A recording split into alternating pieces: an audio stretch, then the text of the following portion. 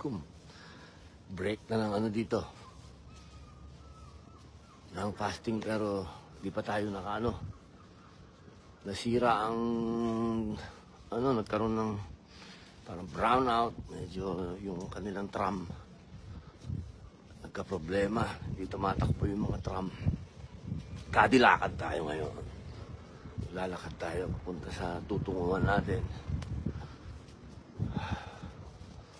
Sabi nung aking smartwatch, you're working out. Talagang sobra sa lakad. Okay. Si Secretary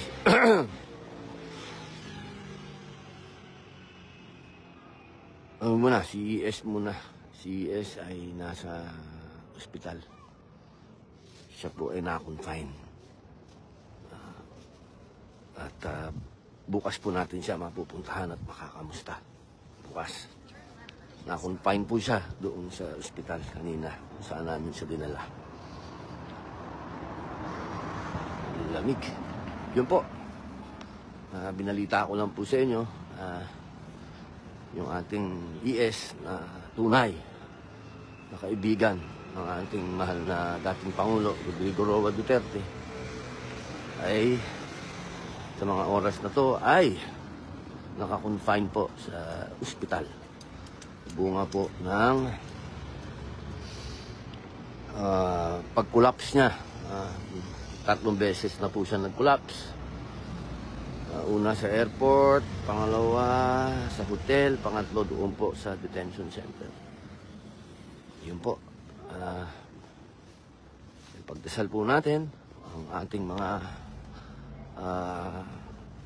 huwag na po yung kulayan ng politika o ano pa man, bilang mga Pilipino at matatandaan na po. Pagdasal po natin silang maging maayos.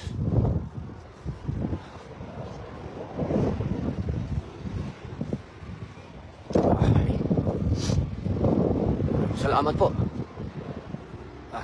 Bumati muna tayo sa mga kay Allen Baldemore, kay Judeline Barindes, kay Zinaida Rivera, kay Lovely Murillo Kamiging, kay Jram Yaj, Janelle Corne Dasahal, kay Mami City, kay Daddy Junior Apilan, kay M. Noligar. Hanggang dito na lang po. Baka po maligaw ako. Medyo mahaba-haba na po ang ating nilakad at makapaghanap po ng tubig. Assalamualaikum po.